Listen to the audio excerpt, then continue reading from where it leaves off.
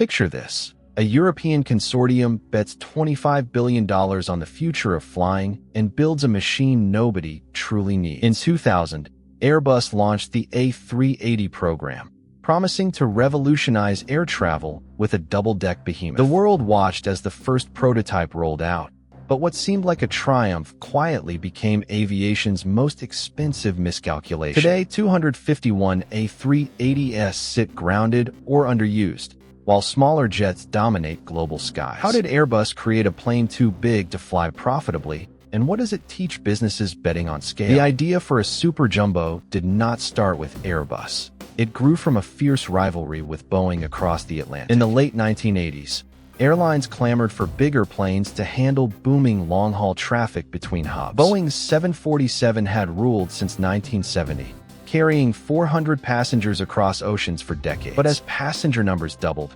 carriers wanted something even larger to slash costs per seat. Airbus saw an opening to leapfrog the American giant and claim dominance in wide-body jets. The gamble was enormous, but the potential payoff looked irresistible to ambitious engineers. Airbus formally announced the A3XX project in 1994, envisioning a double-deck monster seating over 550 passengers. Initial development costs were pegged at 9.5 billion euros, about $11 billion at the time. Governments in France, Germany, the UK, and Spain backed it with loans totaling 3.5 billion euros. By December 2000, Airbus greenlit the A380 program after securing launch customers like Emirates and Singapore Airlines. The plan was simple: build the biggest passenger plane ever, fill hub-to-hub routes, and recoup costs after 500 deliveries. Confidence ran high.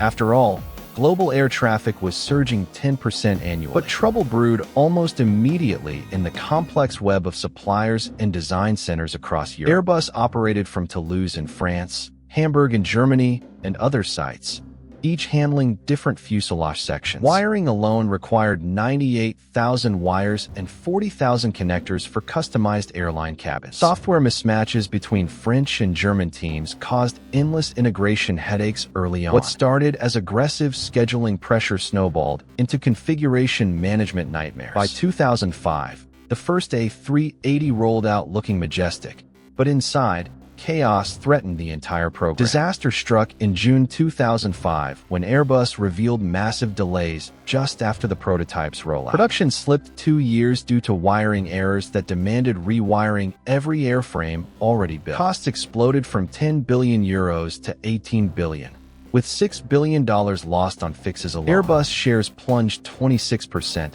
shaking investor faith worldwide. The wiring fiasco was not just technical. It exposed deeper flaws in Airbus' distributed engineering model. Separate teams prioritized national interests over unified design, creating a Frankenstein of incompatible systems. The first flight finally happened in April 2005, but certification dragged until late 2006 from EASA and the FAA. Singapore Airlines took delivery on October 15, 2007, entering service days later. Early flights wowed passengers with spacious cabins, showers on Emirates, and lounges mid-flight. Media hailed it as the future, with Qantas and Air France joining the fleet soon after. Peak production hit 30 aircraft per year in 2012 and 2014. For a moment, Airbus believed the bet was paying off as Emirates ramped up orders aggressively. Emirates became the A380's biggest backer, ordering over 100 units to feed Dubai's mega-hub ambitions. Singapore Airlines, Qantas, Lufthansa, and Qatar Airways followed with dozens each. Total firm orders reached 251 passenger versions, plus early freighter hopes. But the freighter variant, A380F, collapsed under delays.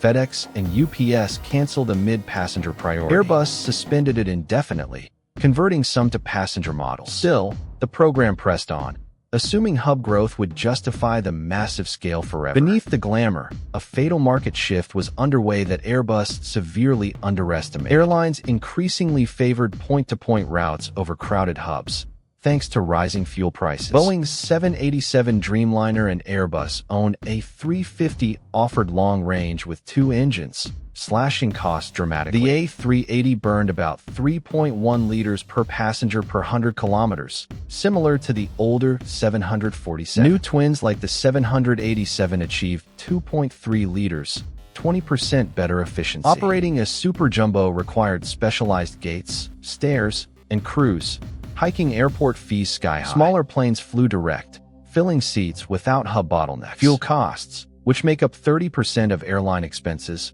crushed the A380's economics further. Quad engines guzzled more than efficient twins, even per passenger on full flights. Post-2008 financial crisis, carriers cut capacity and routes aggressively. Hub models faltered as business travelers demanded non-stop flights to secondary cities. Low-cost carriers like Ryanair proved you could profit without megaplanes on long hauls. Airbus clung to predictions of 800 A380s needed, but reality delivered far fewer. By 2015, cracks appeared as orders slowed to a trickle beyond Emirates. Production dipped below 20 per year, failing economies of scale to lower unit costs. Each A380 cost around $445 million list price, but barely covered manufacturing. Airbus needed $90 million profit per plane just to break even on $25 billion development. Write-downs mounted. By 2016, total program costs hit $25 to $30 billion.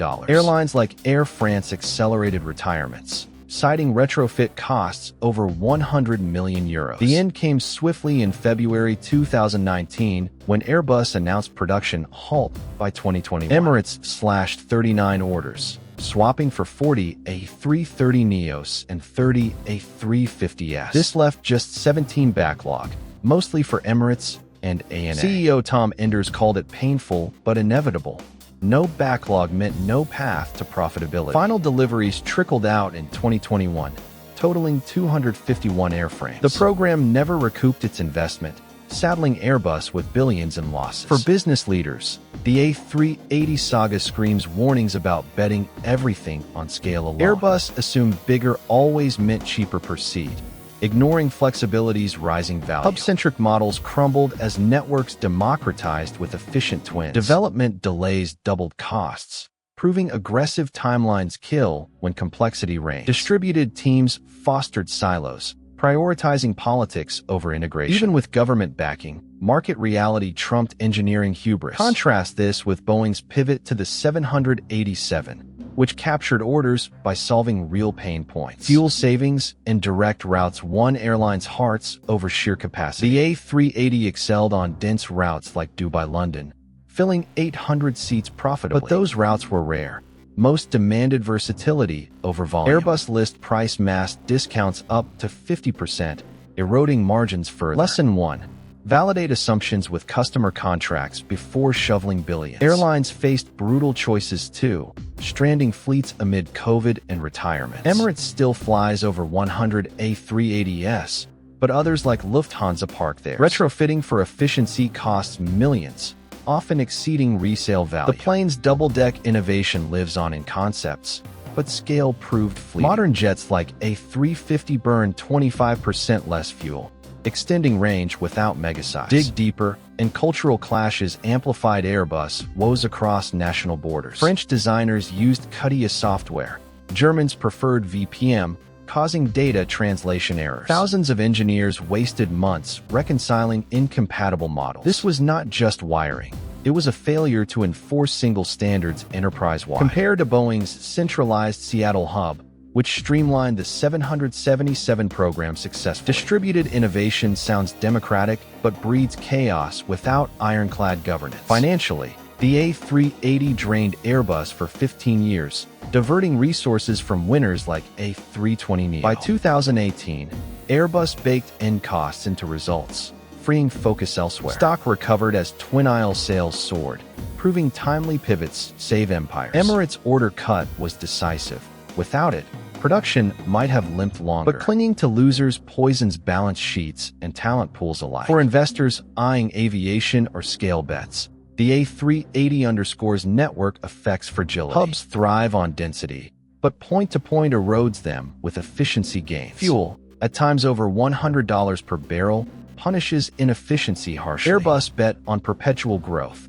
Deregulation and LCCs rewrote the rules. Today's fleets mix twins for flexibility, super jumbos for niches only. The human cost lingers too, with thousands of skilled workers idled in Hamburg factories. Airbus retrained many for A350 lines, but transitions hurt morale and expertise. Engineers who poured passion into the A380 watched it fade, a reminder of bold risks double-edged. Yet the plane flew safely for millions, pioneering quiet engines and composites. Innovations trickled to successors, softening the sting slightly. In strategy terms, Airbus violated sunk cost fallacy by persisting post-delays. Early exits might have capped losses at $10 billion instead of $25 billion, but pride and commitments locked them in, a trap many firms repeat. Contrast Toyota's quick Prius pivots or Tesla's Model 3 ramps. Adapt or perish. The A380 chose the latter path painfully. Passengers still rave about A380 luxury, from upstairs bars to vast legroom. Emirates' onboard lounge became iconic, boosting premium fares effectively. But luxury margins could not offset volume economics collapse. Niche appeal won't fund mega programs. Mass adoption does. Airbus learned, doubling down on A320 and A350 families profitably. The Boeing rivalry sharpened the lesson. Challengers must out-execute incumbents flawlessly. Boeing stuck with 747 variants, avoiding super jumbo overreach. Its 787 disrupted by solving fuel and range, stealing A380 thunder. Airbus scale play assumed static networks. Boeing bet on dynamism. Winners forecast behavioral shifts, not just traffic growth. For startups scaling hardware, the A380 warns against customization traps. Airline-specific cabins ballooned wiring complexity exponentially. Standardization cuts costs. Variety delights, but destroys margins. Tesla standardizes batteries. Airbus catered whims, paying dearly. Balance delight with discipline, or watch profits evaporate. Government involvement added irony, with billions in loans unrecouped fully. European taxpayers funded a prestige project that underdelivered commercially. Politics trumped prudence, echoing space race excesses. Pure markets might have killed it sooner, sparing the hemorrhage. Today, A380s ferry freight or gather dust, symbols of ambition unchecked. Airbus thrives without it, proving resilience trumps any single bet. But the scar remains. 25 billion lessons in humility. Next time leaders chase moonshots, remember the super jumbo grounded by reality. Scale dazzles, but markets demand proof it fits the runway ahead.